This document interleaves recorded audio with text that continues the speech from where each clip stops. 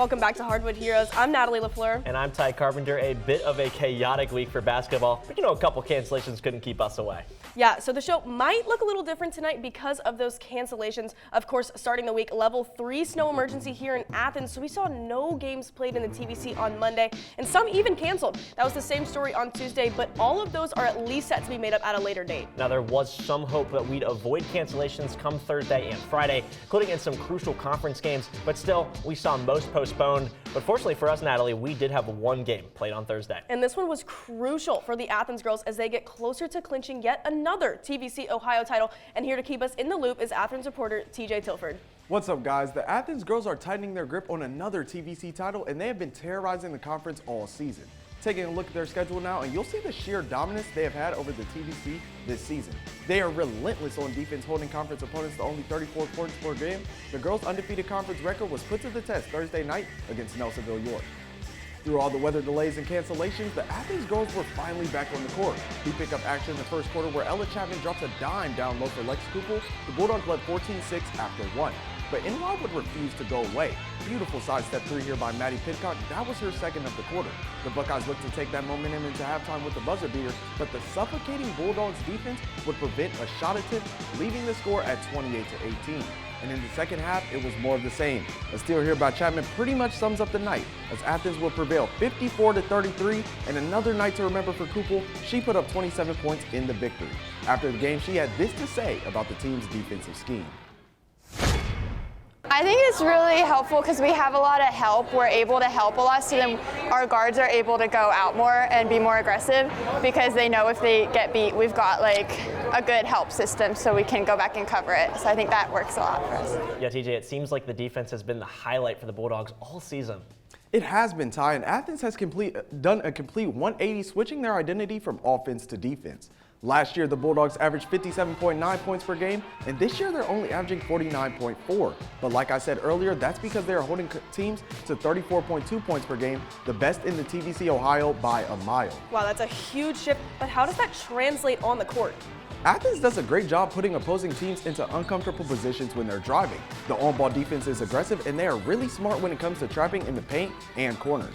So TJ, how close is this team to a conference title? Yeah, looking ahead, the path to the conference title for the Bulldogs is simple. A win against Benton County and Athens will clinch at least a share of the conference. If they win all of their next four, then the three-peat will be complete for the Bulldogs. They play Wellston and Meigs next week, two opponents that they already beat earlier this season. Yeah, it will definitely be interesting to see if Athens can close out this historic run. Thanks, TJ. So we've talked about the green team, but now let's switch to Alexander. Yeah, obviously a not so busy week for those Lady Spartans, but they still prepared for a chance to beat a team that's had their number. And we have Alexander reporter Joshua Jacob to tell us more. Thanks, guys. River Valley and Alexander had a chance to level up in the Ohio, but for Alexander, it was also about finishing the job against the Raiders.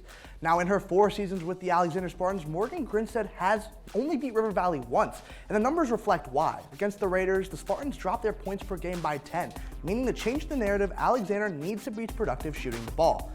Now, as of now, we are in Press Valley, and it's safe to say they know exactly what makes them so lethal. Their defense is incredible, and they're going to have to be overcoming that. And we see that shortly. If you need any proof, Caden Bean on the first possession of the game, corner 3, and that's one way to get the people going. Now, Raiders spreading the ball, trying to find Haley Edwards in that corner, and she matches the Spartans. First quarter ends tied at 15. Now, Kaylee Hudnall in transition. She's able to zip that ball to Lily Ryder, and her bag's so deep, you never know what she's going to do. She goes for the mid-range, and it's butter. Spartans with the lead at half, 30-26. Now, Raiders get that ball inside, letting Edwards work her magic, and it's good for 2, but Alexander extends their lead by 9. Now, deep in the fourth, Kara Allison, little too much on that lay, but no worries. Macy Hubbard's on it. Spartans with the statement win, 68-57, and Coach talked about what the lead got them to the win. Defensive effort was great, and everybody stepped up. You know, we had Kara Allison. She was bringing the ball up the court. That's not her most comfortable thing, and she did that great tonight for us. You know, with Kaylee Hudnall on the bench early in the fourth, a lot of kids stepped up, and that's what we need to be successful. Well, we heard Coach say it. How specifically did this team step up? Well, you saw it in 2 big ways, their defensive effort to shut down passing lanes and their ability to move the ball in transition. Coach told us that to help their defense really step up, they practiced against the boys squad, so they're playing a faster, more aggressive brand of ball. Yeah, that makes sense based off of what we saw from them. Now, what do they need to do to really be a problem in the playoffs? Well, Spartans do a great job of taking the ball away. Now it's all about limiting scoring from behind the arc, and as soon as they can close out on shooters more consistently, their defense will be dominant. Taking this win isn't just good for morale, it also gives them an RPI boost, and we'll see how that helps them out come playoffs. Yeah, can't wait to see how they round out the regular season. Thanks for the great work, JJ. Staying in the Ohio, the Megs boys were looking to continue their dominance on the road at Athens, but the Bulldogs came out swinging. Zach Mullins nothing but net, and bang, bang, he's feeling it. Athens up 3 after 1. Yeah, same story in Q2. Theo Smucker, quick midi, Bulldogs up at half. But Carson Davis was not having it. Here's a 3 from him, and this would ignite a spark under the Marauders, picking up momentum in the third. And it's thanks to Davis, 4 triples and 33 points on the night. But it's going to end up being his guy, Colvin Buechler, ending it. And one, he's getting hyped because he knows this one is over. A couple free throws gets it done. Megs escapes the upset, 61-55. Now shifting over to the Megs girls, it's no secret their season has been a bit of a different story. When you look at that record, trust me, these girls have made some big strides compared to last year. And here to fill us in on those improvements, it's Megs reporter Max Earl. Thanks, Ty. Megs might only have 2 wins this season, but that definitely does not tell the whole story about these Marauders. If we take a look at Megs results from this year compared to last year, it is hard to miss the improvement, pretty much double-digit increases across the board in average point differential in conference play. They still have a few conference matchups coming up, but the numbers paint a pretty interesting picture. So we've talked about the improving Marauders. How have they done it offensively? Well, you can't talk Megs offense without mentioning standouts Shelby Yost and Junior Peyton Kraniak. These two have really been what has made this offense make a huge jump from last year. Good guard play has led Megs all season long, and Yost is a big part of the backcourt.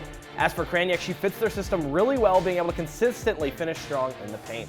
Yeah, so then on the other side of the ball, what has changed with this defense? Well, the defense runs on being aggressive, and Coach Griffin stressed at the beginning of the season locking down on fundamental skills, and they have done a good job of that. It's been mainly man defense for the Marauders all season long, and despite being a little undersized in the paint, Megs has done a good job of staying physical and making opponents fight for their points.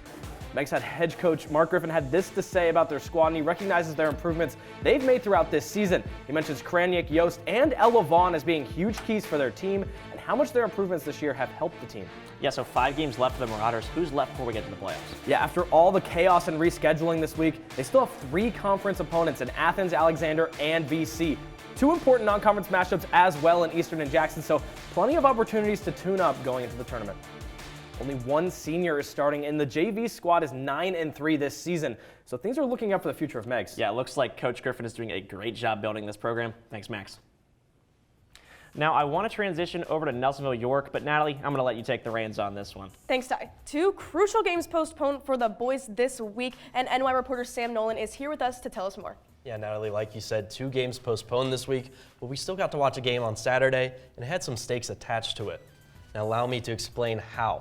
South Point was 3 spots ahead of NY going into this one, so a win would move them up a couple spots. The Buckeyes had the worst opponent win percentage in their district, which is why, despite that solid record, they find themselves all the way down at 14.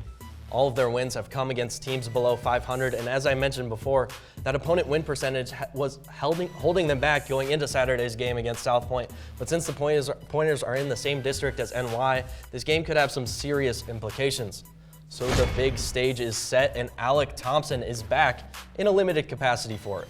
Earlier on, Grant Elliott dishes it to Gavin Levy for the 4-point play to get things rolling. Buckeyes on an 8-2 run right away. South Point strikes fire out of their first timeout, and it would eventually give them that 23-20 halftime lead. And to open the second half, Landon Vance bounces it to his guy, Kason Pope, for a tough midi. And in transition, it's Grant Elliott. Wait, no, it's Weston Wheatley to get the energy going for the Bucks late fourth quarter. Elliott pulls up, and it goes down. NY now down 2 with just 2 to go, and Elliott can't get enough. The 3 rattles in to cut the lead to 1, but Ethan Hunt ices it with 5 clutch free throws to give his Pointers a huge 48-46 win over NY.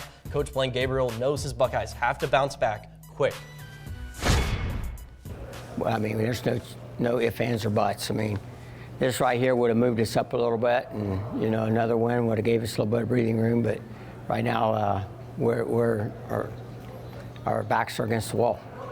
I mean, you can sense the urgency from Coach there, and his message is clear. This is do or die season, Natalie. Yeah, back against the wall. Let's see what the boys have in store in the coming weeks.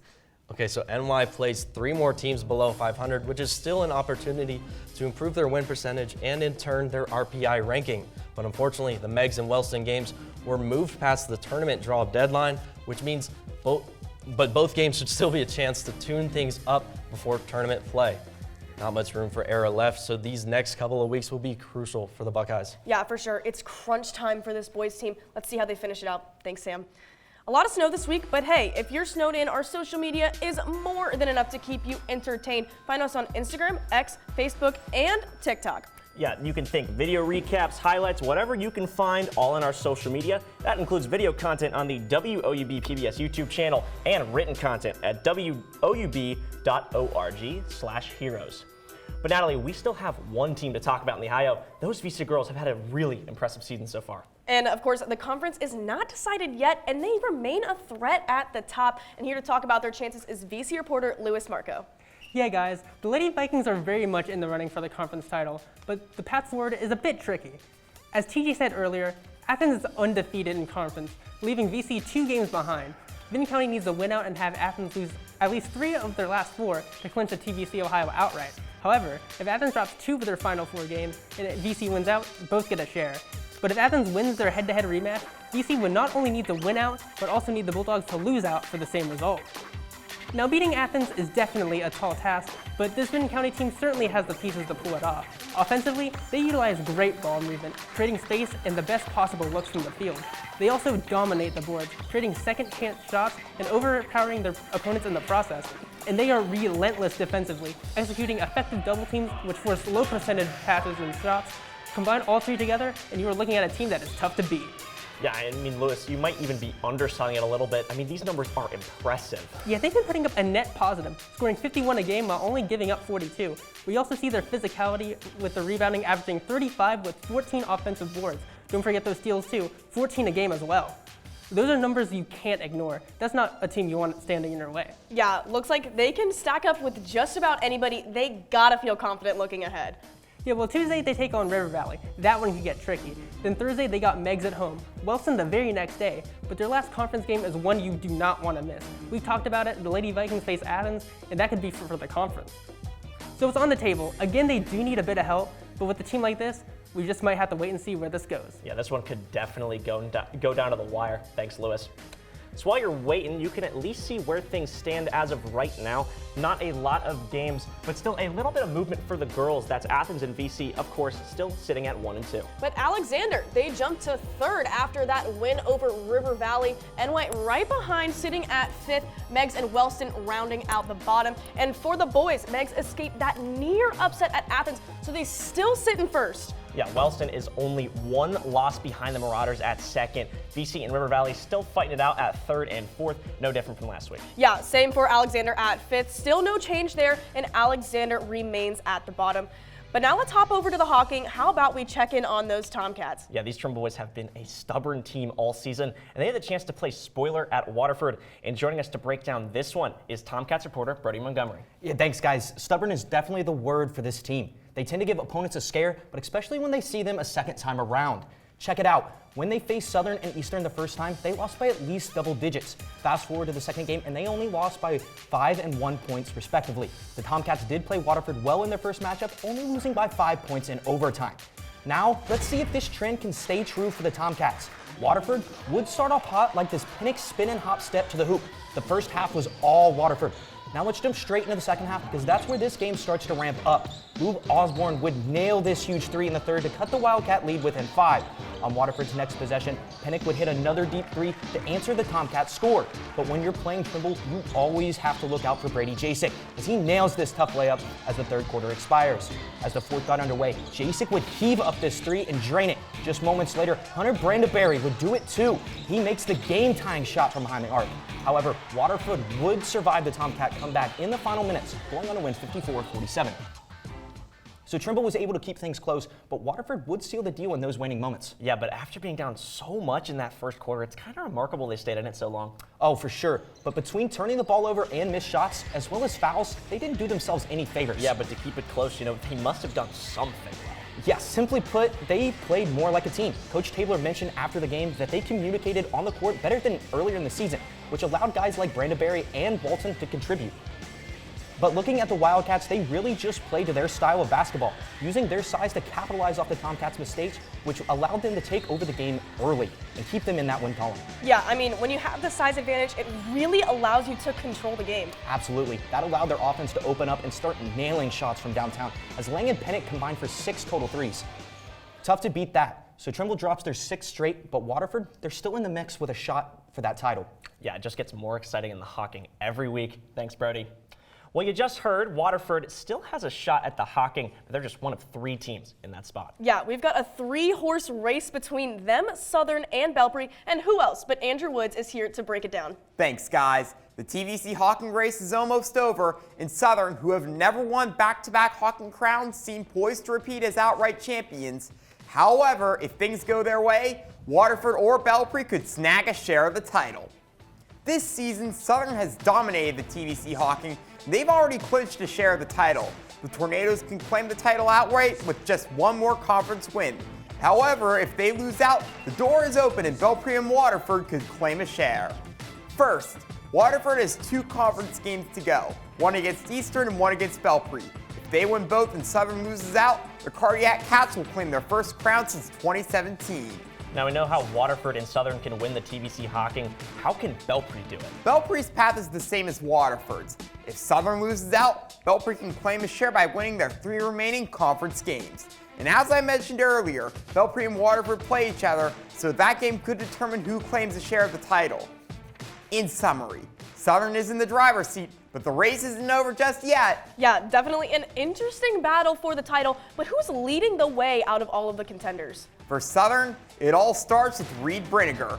Brinegar uses his size to win down low, but make no mistake, he can score from anywhere. Yeah, but every star needs a supporting cast, so who helps Brinegar get things done? Point guard Andre Chandler is a crucial player for the Tornadoes. He's a solid defender who can make teams pay on the fast break. Yeah, wow, Southern has some great players, but who do Waterford and Belpre have to challenge them? Waterford's leader on the court is Finn Pennant. He's a versatile player and young shooter who leads Waterford in nearly every statistical category. Meanwhile, Belpre relies on Malik Curry to shoot the 3-ball. Now, I don't know if Malik and Steph Curry are related, but Malik is just as good as Steph behind the arc. And just like Steph Curry, when Curry makes it rain, his team wins games. Those players will be crucial as the TVC Hawking race enters the home stretch. Yeah, and we'll keep our eyes on them for sure. Thanks, Andrew. Now let's shift over to the Federal Hawking boys. They might be out of the conference race, but they did beat 2 of those teams in it. That's wins over Waterford and Belpre, and they've got one guy leading the way. To break down Cam Joy and this squad, we bring in Federal Hawking reporter Charlie Lusk. Thanks, guys. On a Lancers squad that is looking for scoring, Cam Joy has been a spark plug on their offense. As well as being their leading scorer, Cam Joy is also able to run the point alongside Dylan Hayes or Messiah Cottrell. Use his size and speed to rip through defenses and create easy buckets in and around the paint, which will be needed against Eastern. Off a 7-game losing streak, Lancers were eager for a win. We take it here to Stewart, but Derek Barnes, he's going to open up the scoring for Eastern. He gets the and one from deep. You don't see that every day. At the elbow, Joy dishes it to Gabe Ray behind the arc, who drills a triple, matching Eagles scoring.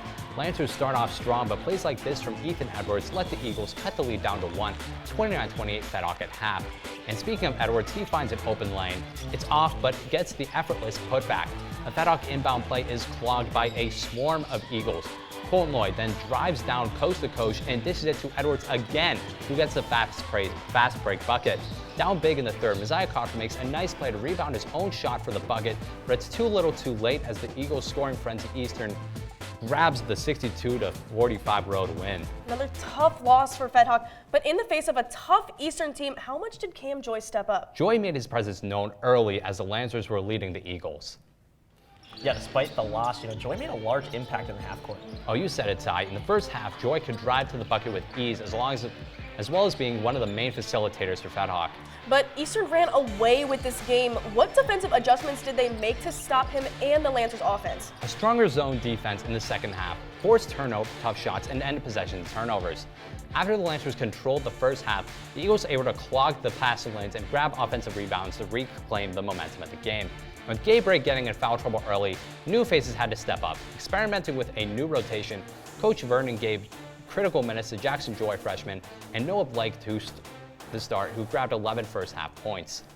So it was a disappointing result for the Lancers, but a new rotation sees guys bringing production, giving the Lancer faithful hope. Yeah, it definitely helps to find something to look forward to. Thanks, Charlie.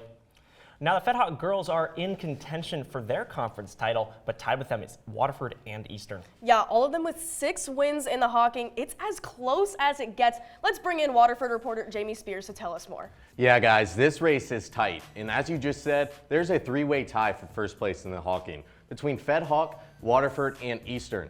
Now we look at the remaining schedules. Eastern has 4 games, with 2 of those being conference matchups. If the Eagles win out, they clinch a share of the title. Now this is where the fun begins as we switch over to Waterford's schedule. The Lady Lancers will travel to Trimble, then just 3 days later, they will play in the biggest contest this season. Then we turn to Waterford. They host Conference Foe in Belpre on Friday. Then all eyes are on that Lancers Wildcat matchup. This thing is going to come down to the wire, and I'm all here for it. Now, Federal Hawking and Waterford take care of business on Friday, then the winner of their matchup next Monday will clinch at least a share of the Hawking. So you got to keep all eyes on that one, and with it being moved later in the season, stakes are even higher. Yeah, this game was originally set for January 27th, but the snow this week moved it back to February 9th. These two met earlier this season, and the Lancers won by 29 points. Yeah, so what has to happen for these teams to win? Yeah, well, Waterford is going to have to slow the pacing down of this game. This Ladies Lancers team is aggressive and needs to force turnovers. Now, don't count out these Cats just yet because they lost round 1. They are 2-1 in rematch games this season. And for a big reason of that is Brinley Potmeyer. Her shooting and playmaking has helped create opportunities for her team to score. Matched up against Potmeyer, we're going to see Brinley Cottrell, who just recently hit 1,000 points. Her defense is what makes her a matchup nightmare. There's going to be some high-quality guard play on February 9th. Guys, I can't wait for this one. Can it get here any sooner? Yeah, it feels like a long time coming. Thanks for the great work, Jamie. Now, you've heard about the Lady Wildcats looking to clinch a conference title, but hey, Eastern's in the race too. Yeah, no doubt, and they've got some fresh talent showing off, and we've got Eastern reporter Eli Baxter here with us to tell us more. Yeah, guys, it's been an impressive season for this young Eagles squad. We know the Eagles are currently sitting at the top of the TVC Hawking standings with Waterford and Fed Hawk. They took care of Waterford once this season, but fell narrowly the second time. Eastern was even able to sweep the Lancers for the first time since the 2022-23 season. Yeah, and they have been on the road for their past 8 games. And they went 6-2 in that stretch. How have they been able to rattle off these wins? Well, it sounds simple coming from Coach Hayden Plummer. It is the team's intensity on defense as they will usually implement a full court press. The Eagles squad leads the TVC Hawking in defense as they have held opponents to just over 41 points a game. This is because of their aggressive attitude whenever the ball is in the opponent's hands. The suffocating full court press from Coach Palmer not only leads to turnovers from the opposition, but helps fuel an aggressive offense attack led by underclassmen. Yeah, we know this team does not have any seniors, but they have had several young players step up. That's right. Bray Simpson, Kirsten Fackler, and Emery Lloyd are key contributors to Eastern's scoring. Simpson was the leading scorer for Eastern last season and has continued her paint dominance into this year. And Fackler and Lloyd are only freshmen. Exactly. They have filled some big roles on this Eastern lineup. Both of these girls were ready to take on the varsity level from the beginning of the season, and it shows. The Eagles need to win their last 2 conference games to earn a share of the conference crown for the first time since 2014. Well, that's also the year they won the state title. Maybe something to keep in mind. Thanks, Eli. Now, we just spent a while talking about it, so let's just give you a quick look at the girls. Eastern, Federal Hawking, and Waterford all tied for first, keeping our eyes peeled there. Trimble out of the conference race. They sit at 4th, Belpre at 5th, and Southern still searching for a conference win. But the Southern boys, they've got plenty of those. They sit alone at the top. Yeah, and they're only 2 wins ahead of Waterford, who jumped to 2nd place. Belpre now behind them at 3rd. Then you got Eastern and even 4-4 sitting at 4th. Yeah, and Fed Hawk at 5th, and there's Trimble rounding out the bottom. So we see conference races are only getting tighter, but postseason play is right around the corner. The girls bracket revealed in under a week and the boys just 7 days later. So let's bring in reporter Josh Hearn to give us a preview of all the potential brackets. Yeah, you two just mentioned when the brackets are released. And guys, I don't think it's ever too early to start talking about the playoffs. Now, the TVC stretches from Division 5 to Division 7, so we certainly have a lot of brackets to go through. So let's start in D7, where one boys squad is vying for the top spot, and that is the Southern Tornadoes, who currently sit in second, right behind Fairfield. Fedhawk and Trimble also sit near the bottom. One of the girls' teams near the top of D7 is Eastern, who currently is in second behind Green. Trimble in fifth, Southern not too far behind in eighth. And staying with the Hawking teams, Eastern's rival Federal Hawking sits atop the D6 girls standings, and Waterford, who is also tied atop of the conference, is 2 spots behind them. Belfry in 7th, and the Golden Eagles boys are in 9th place in the district, with Waterford just 1 spot behind them, and Eastern in 13th. Peebles, Valley, and Portsmouth West represent the top of the district. Now switching over to the Ohio squads, Wellston sits in 7th place in Southeast D5, NY 15th. Alexander currently 3 spots behind in 18th. The Alexander Lady Spartans are in 10th place in a district that features the reigning state champions in Portsmouth, River Valley, NY, and Meigs, all still looking to pull some upsets from the bottom half of the bracket. Over to the Lady Vikings girls. They're currently the 8th seed, as the 1 through 9 seeds in this region all have a winning record in what could be a very tough bracket. The VC boys currently in 9th place, 3 spots behind conference foe Meigs. The Marauders did earn the 1 seed in this bracket last year, but eventually fell in the district final. River Valley rounds things out as the 11th seed. And the lone team in D3 is Athens, whose boys sit in last place in what is a gauntlet of a region, and the girls' side is just as hard for the Lady Bulldogs, but they are currently a spot behind Unioto for the top. All right, guys, that's all I've got, but I think you two might have one more big announcement to make. Yeah, with the postseason right around the corner, we got to have something special for it. We'll take it from here, Josh. For the first time in 16 seasons, Hardwood Heroes will be holding a playoff special episode. The show will air Wednesday, February 18th at 6 p.m. on WOUB and the WOUB YouTube channel. We'll be breaking down both the boys and girls brackets, as well as previewing matchups for our TVC girls that week. Yeah, last season we saw the TVC take home a state title. Who to say it couldn't happen again this time around? So now that you got all that info, let's take a breather. I think it's time we announce our Heroes of the Week. Yeah, 2 players this week prove that you gotta watch out for them come postseason, and you might get a little deja vu with these two. Starting with the boys, back-to-back honors for Meigs' Carson Davis. He's a force to be reckoned with. Dropped 33 points. Yes, you heard that right. 33 points. He scored more than half of his team's points against Athens. Yeah, so on top of his dominating offense, he also racked up 10 boards, which makes that a double-double, by the way, on the night, along with an assist and 2 blocks, so getting it done on both sides of the court. With Davis, it's no wonder the Marauders are sitting at the top of their conference. So now heading over to the girls' side, guess what? It's the same story. It's also Lex Kupel for the 2nd week in a row. And with numbers like these, I guess we don't really have a choice. Yeah, she improved on her points from last week with an impressive 27 points, not to mention 8 rebounds and 2 blocks. Her presence on the court helped shut down those Lady Buckeyes this week, as her team held them to just 33 points on the night. Now, guess what? I can tell you all about it. Let's just look at the numbers. I mean, those points are ridiculous. Kupel outscored almost all of the Lady Buckeyes, and Davis, that's also more points compared to his 27 last week. Yeah, you heard it. A double-double for Davis, and nearly that for Kupel as well. Opponents will have these two circled in the postseason for sure.